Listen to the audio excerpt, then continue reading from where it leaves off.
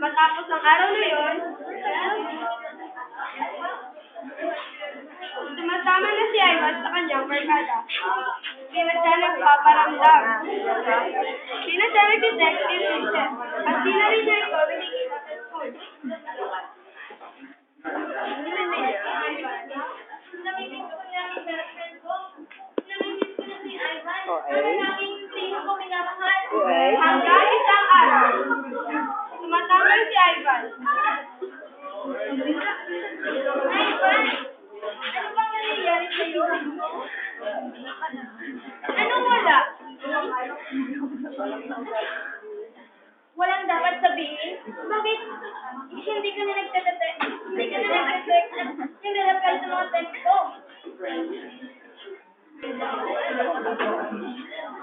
Tumalikod si Ivan. Umalis papalayo kay Princess.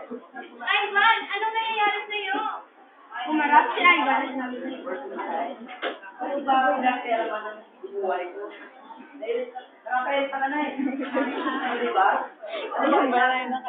Natahimik si Princess at sinabi ni Ivan.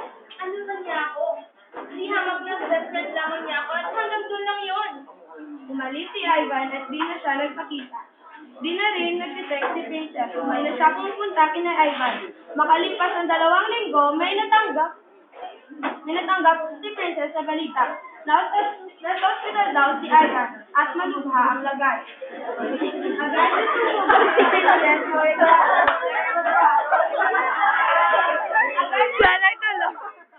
Sana talong sa pagalingan.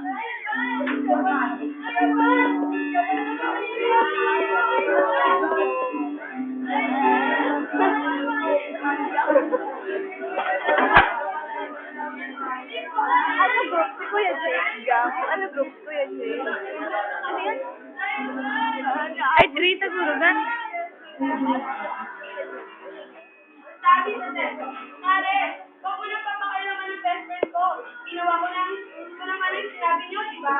Sinayaan ko na siya. Basta huwag niyo nang gagalawin si Princess. Ay, tanggap na ni Princess. Na ang best friend na hindi niya minamahal ay wala.